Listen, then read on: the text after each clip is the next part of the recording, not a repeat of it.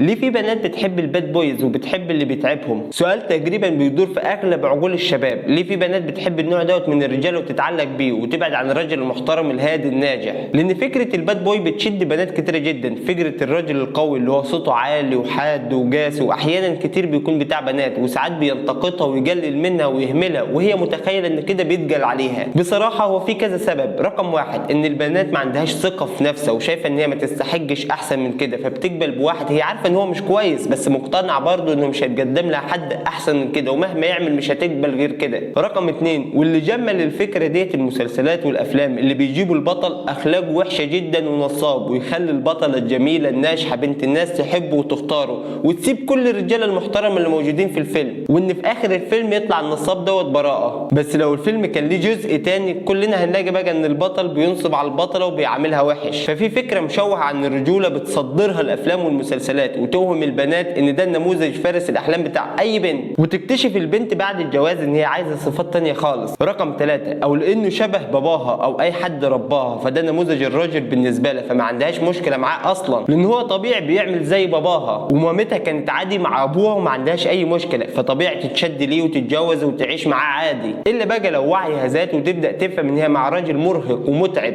رقم أربعة، او انه هو فعلا زي باباها بس هي رافضه شخصيه باباها اصلا، فبتتشد لواحد زيه على امل ان هي تتغيره، فيمكن تداوي جرحها من باباها او بتثبت لنفسها ان المشكله مش فيها، المشكله في الاصل كانت عند باباها، وتدخل بقى في حرب التغيير اللي بتدمر نفسيتها وبتنتهي بجمله انا كده ومش هتغير. فلازم كل بنت تعرف ان هي محتاجه راجل محترم اخلاقه عاليه مسؤول يحترمها ويهتم بيها، وحياتها تكون احلى بوجوده فيها. واختار الراجل المحترم اللي يعرف يصونك ويحترمك قدام الناس ويقدرك. بلاش ترتبطوا بالناس اللي هي الشمحطيه والناس اللي هي سوري في اللفظ همج، مجرد بس انكم انتوا بتشوفوهم على الشاشات وهم فاتحين القميص وماشيين بدراعتهم. ففكروا قبل ما بتختاروا.